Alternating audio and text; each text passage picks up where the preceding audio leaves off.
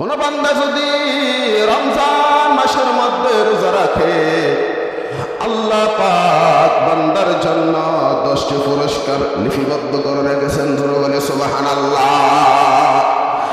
1 নম্বর পুরস্কার হলো, দুনিয়ার কোন বান্দা যদি রোজা রাখে এই রমজান মাসের মধ্যে, আল্লাহ রাব্বুল আলামিন বান্দার আগের যত গুনাহ হয়েছে সমস্ত গুনাহকে ক্ষমা করে দিবেন। সুবহানাল্লাহ।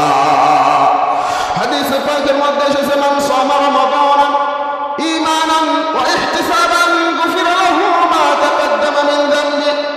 আমার রাসূল বললেন, ওরে আমার উম্মতের নরনারীগণ, তোমরা যখন রমজান মাসের মধ্যে রোজা রাখা শুরু করে দাও, আমার আল্লাহ তাআলা তোমার জিন্দেগীর সমস্ত গুনাহকে ক্ষমা করে দিবেন। সুবহানাল্লাহ।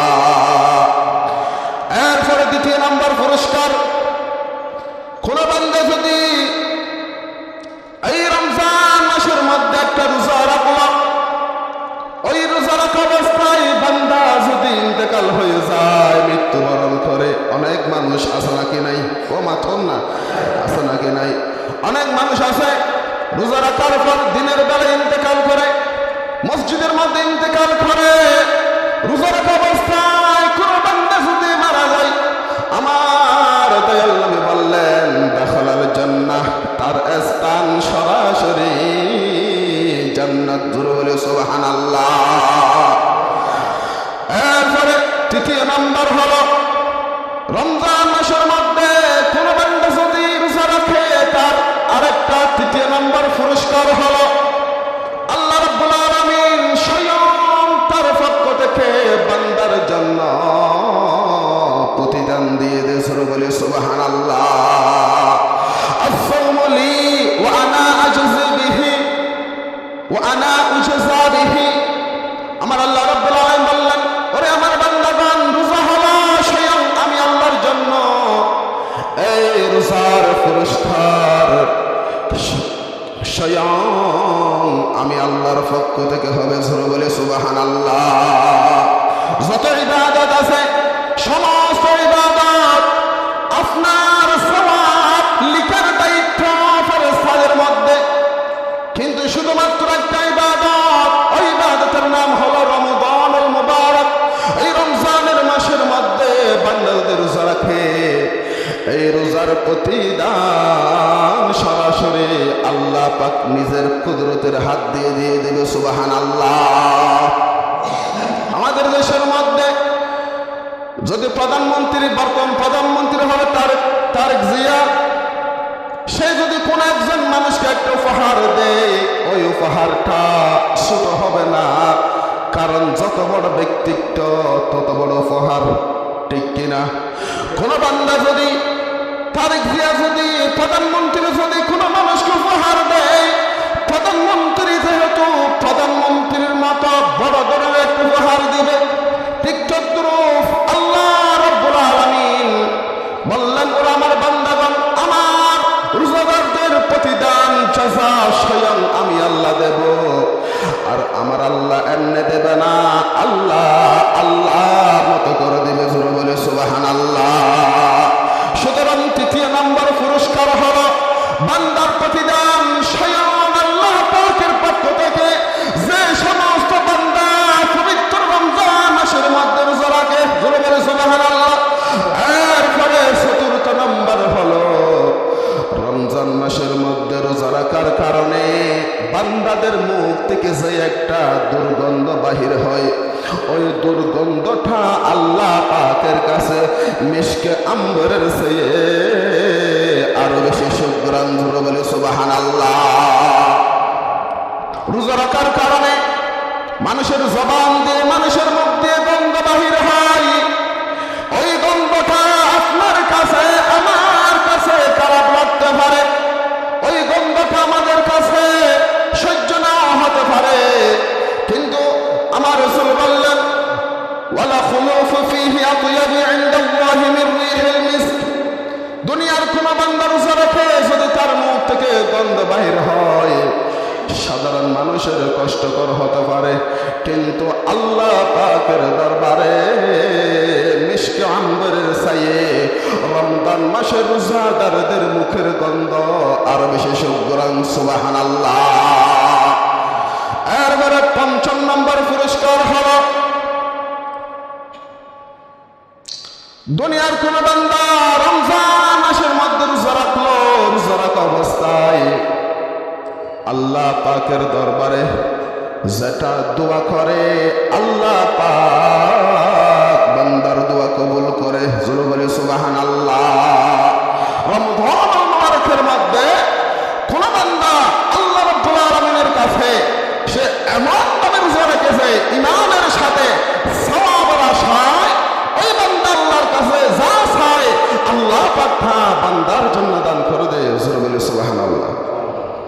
হাদিস শরীফের মধ্যে এসেছে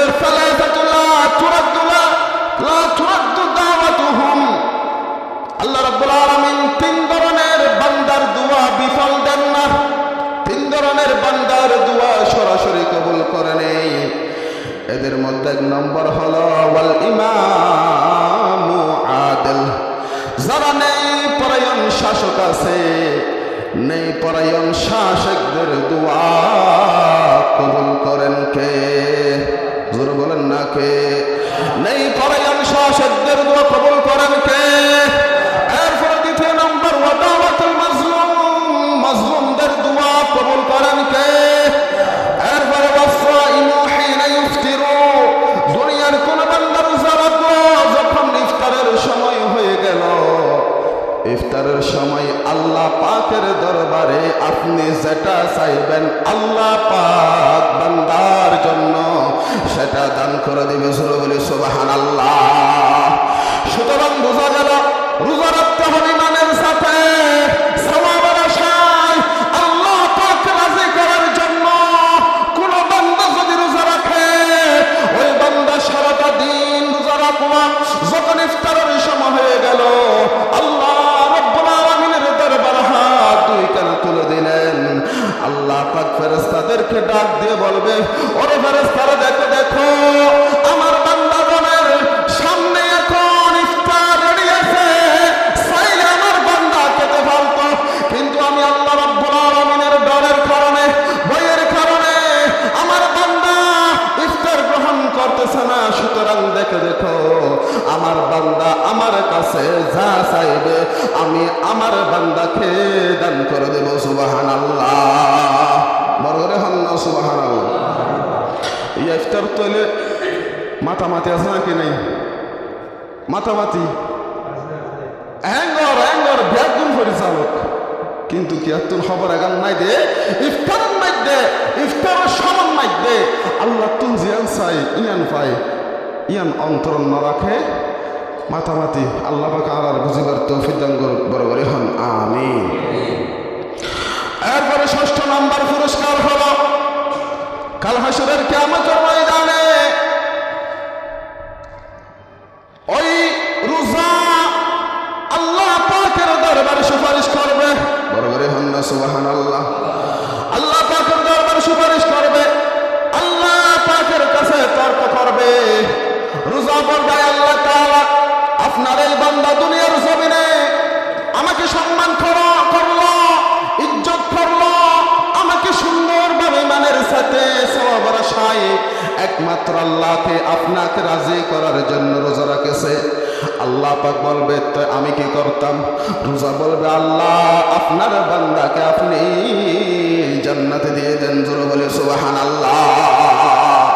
আমার দয়াল নবীর হাদিস মুবারক, আসিয়াম ওয়াল কুরআন ইয়াশফানি লিল আবদি ইয়াউমাল কিয়ামাহ।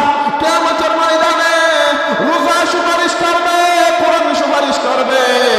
রোজা এবং কোরআন সুপারিশ করে বান্দাকে জান্নাতের বাসিন্দা বানাই দিবে। জোরে বলে সুবহানাল্লাহ। সেই জন্য কোরআন তেলাওয়াত প্রয়োজন আছে নাকি নাই? ওয়ামাতন আছে নাকি নাই? কোরআন তেলাওয়াত করতে হবে, কোরআন তেলাওয়াত শুনতে হবে। বিশেষ করে তারাবিহের সালাত আদায় করার সময় মনোযোগ সহকারে কোরআন তেলাওয়াত শুনবেন। আল্লাহ পাক আমাদেরকে কোরআন তেলাওয়াত করার তৌফিক দান করুক। জোরে বলি আমিন। এরপরে দ্বিতীয় নাম্বার পুরস্কার আল্লাহ রাব্বুল আলামিন। এরপরে সপ্তম নম্বর পুরস্কার হলো আল্লাহ পাক বান্দাকে, যে সমস্ত বান্দাগণ রোজা রাখে তাদের জন্য দুইটা খুশি দিলেন। জোরে বলেন না সুবহানাল্লাহ। লিস-সাইম ফারহাতান ইনদা ফিতরিহি ওয়া ফারহাতান ইনদা লিকাই রাব্বিহি। এক নম্বর ঈদ হলো, এক নম্বর খুশি হলো রমজান মাসের মধ্যে যারা রোজা রাখে আল্লাহ পাক ইফতারের সময় তাদের জন্য খুশি দিয়ে দেয়। দ্বিতীয় নম্বর খুশি হলো কাল হাসরের কিয়ামতের ময়দানে আল্লাহ পাক বান্দার সাথে সাক্ষাৎ করবে। জোরে বলে সুবহানাল্লাহ। লিস-সাইমি ফারহাতান ইনদা ফিতরিহি ওয়া ফারহাতান ইনদা লিকাই রাব্বিহি।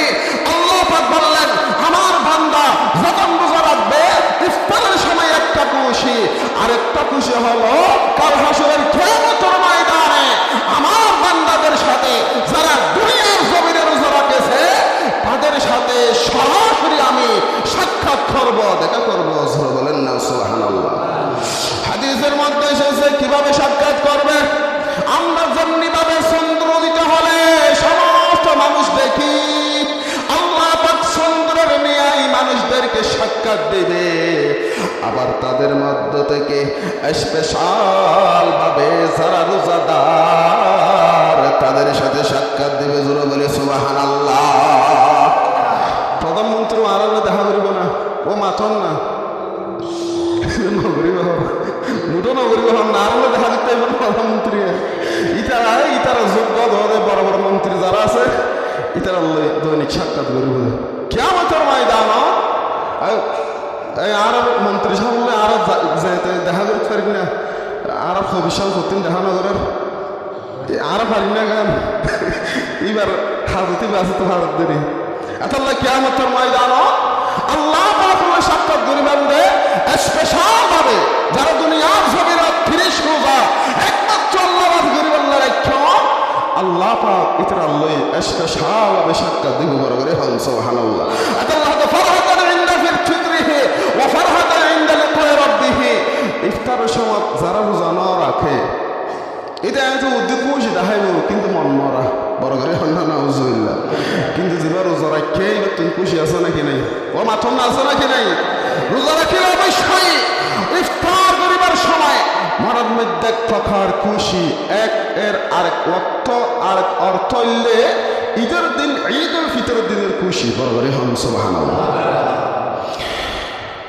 এরপরে অষ্টম নম্বর রোজাদারের জন্য যে সমস্ত মানুষ রোজা রাখে তাদের অষ্টম নম্বর পুরস্কার হলো কিয়ামতের ময়দানে স্পেশাল ভাবে একটা গেট বানাবে। জোরে বলেন না সুবহানাল্লাহ।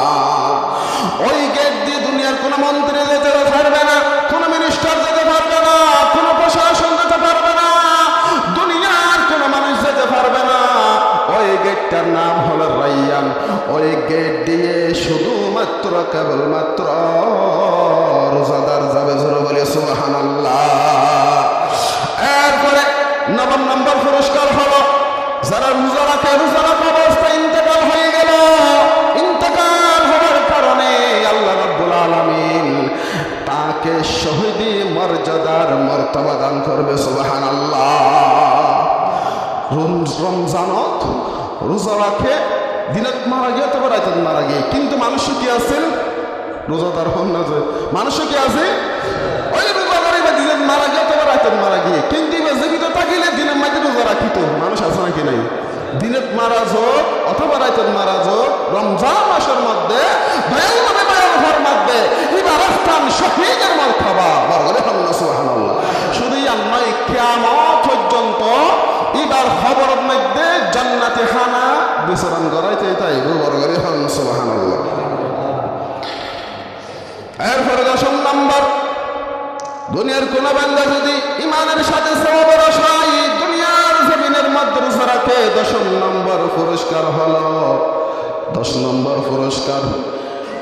নম্বর পুরস্কার কাল হাসরের কিয়ামতের ময়দানে যখন উঠবে সে একা উঠবে না, নবীদের সাথে উঠবে, শুহাদাদের সাথে উঠবে, সালিহিনদের সাথে উঠবে, সিদ্দিকিনদের সাথে উঠবে। জোরে বলেন না সুবহানাল্লাহ। নবী কলর ফোয়ারে নেব হারা যায় রোজা রাখতে দিই তারা সিদ্দিকিন কলর ফোয়ারে দুনিয়ার বাসা বাসা মানুষ যেগুন আছে ইতারার ফোয়ারে হাসর মাসরে বড় করে হন সুবহানাল্লাহ।